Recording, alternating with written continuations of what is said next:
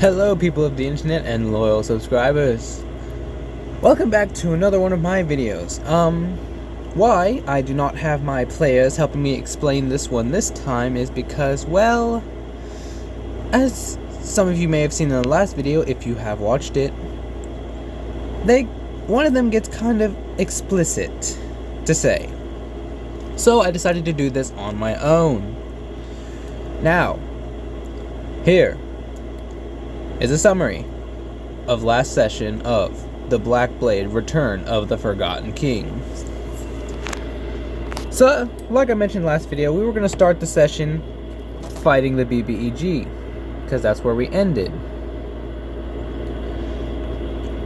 Once the players realized that there was no physical way to harm the Forgotten King, our monk, Way of Mercy monk, decided to use Stunning Strike, and this wizard of sorts, very powerful wizard that had been training for thousands of years, had a great sword of sorts. And the monk took the opportunity of their temporary paralysis to take said sword. This would become an important factor of what happened later on. The rogue, the only other person there, decided to run with the monk. As the rogue looked back, he noticed that the Forgotten King was heading straight for the cart. That's when the monk realized they accidentally left someone behind. They continued to run anyways.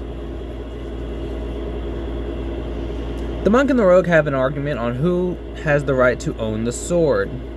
The rogue, being power hungry and already having a powerful sword, the counterpart to the Sword of Corruption, which is the one the monk currently has, just wanted power to say.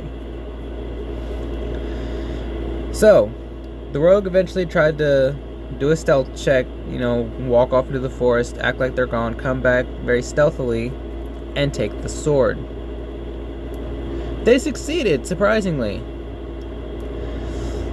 And the monk was like, I don't have time for this. They took a long rest and then headed back to the scene of the crime. Well, the monk did. The rogue decided to head for the town. Once the monk went back to the carriage in which the battle took place, let's just say the NPC they were looking after wasn't there. Alon is a cultist that... Alon, being the NPC, Alon was a cultist that worked for the Forgotten King, one of his many sons. And Alon managed to see the light and work with the party. The monk eventually found a note written by the Forgotten King that says, "You have something I want, I have something you want." The monk did a survival check to track down any steps. Luckily, they weren't too not obvious, as the Forgotten King didn't want to cover his tracks because he wanted them to find him. The Forgotten King was at a nearby cabin. Whatever happened to the previous inhabitants, I don't know. But the monk immediately starts admitting that they did not have the blade. Sauron was a bit confused and angry.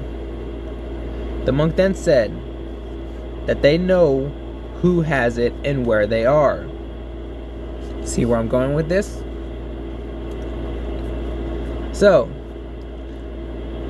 the monk decides to take Sauron, the Forgotten King, to the nearby town of Irongate, known for just one iron gate that's at the entrance. No walls, just an iron gate. Once they arrive, a whole chase of sorts happens, as the Forgotten King summons a phantom steed and pursues the rogue, who is using illusion magic to hide as an orphan, a child of sorts. And they try to run for an orphanage, create some cover there. But because of Phantom Steed's speed, the Forgotten King catches up almost immediately. The monk, after catching up with everyone else, because they were trying to run on foot, grabs the rogue and the NPC and tries to run away. Afterwards, after they find a good hiding spot, they look one way. The Forgotten King's not there. They look the other. He is there. Gets up and demands that they hand over the sword in exchange for their lives. Now, a normal, logical person would just give him the sword, considering they know no physical way of damaging him. So they know they can't just, do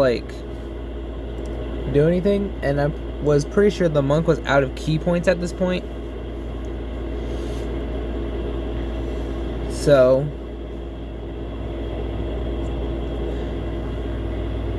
any normal person would have just given up the sword and waited another day. The rogue had other plans. The rogue pulled out a coin and asked for a gamble. The rogue stated his conditions. Heads, he lets them go, and they keep the sword. Tails, the BBEG does whatever he wants. I let the big bad evil guy agree to this just for a chance of let's see what happens. It landed on Tails. So, with one finger of death and a quick firebolt, the rogue was down. The monk decided to grab the other NPC who was caught in ropes of entanglement and run off, ultimately abandoning the rogue.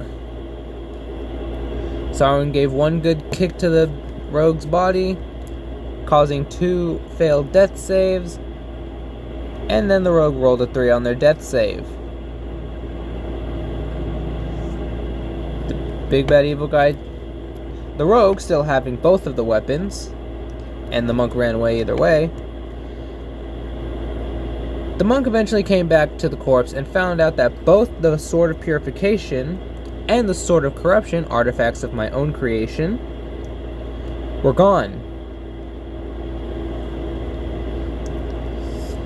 The campaign ended with the monk burying the rogue with his Ring of Mind Shielding and ultimately swearing revenge against the Forgotten King.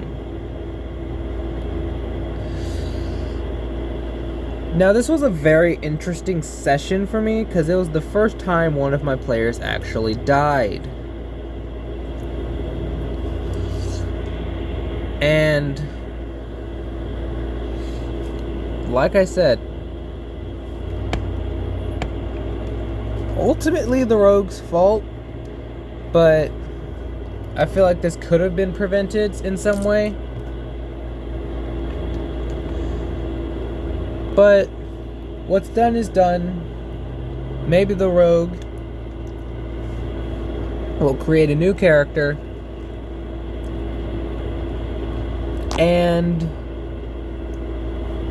possibly play. Or they might just wait for their character to be revived. I mean, they're only level 8, so that's going to be a while until they can unless they can get a scroll of resurrection or something. Which I doubt they have the coin. But that's where the session ended, and that's where I was left confused. I found a new player for the campaign. They are actually very new to D&D, so we'll see how that goes. Thank you guys for watching the video. Hope you guys like it. If you do, hit that like button. And if you like most of my content, which I believe at this point there's only 4 videos, why don't you consider hitting that subscribe button as well? It'll be very much appreciated, and I'll see you all in the next video.